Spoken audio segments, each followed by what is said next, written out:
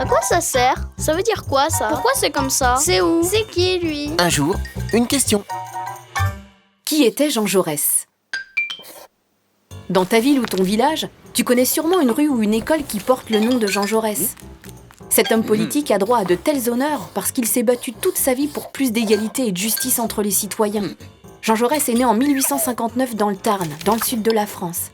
Ce très bon élève poursuit ses études à Paris, une marque de réussite à l'époque. Ses idées pour les droits de l'homme le poussent à être professeur de philosophie. Mais très vite, il a envie d'agir. Il veut faire de la politique.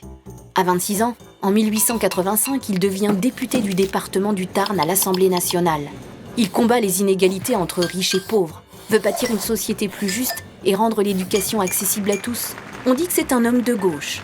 Il va à la rencontre des mineurs, des ouvriers, des paysans et raconte leurs difficultés dans des articles de presse. Il a créé en 1904 un journal qui existe toujours, le quotidien L'Humanité. Il est connu pour être un grand orateur. Ses discours pour la cause des plus faibles sont mémorables. À la veille de la Première Guerre mondiale, ses idées en faveur de la paix dérangent. On l'accuse même d'être au service de l'ennemi. Le 31 juillet 1914, il est assassiné à Paris. Cet acte a bouleversé la population et les hommes politiques de tous les partis.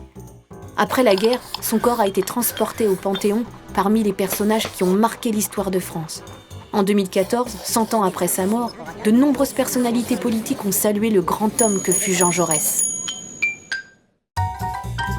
Tu te poses des questions? Nous, on y répond.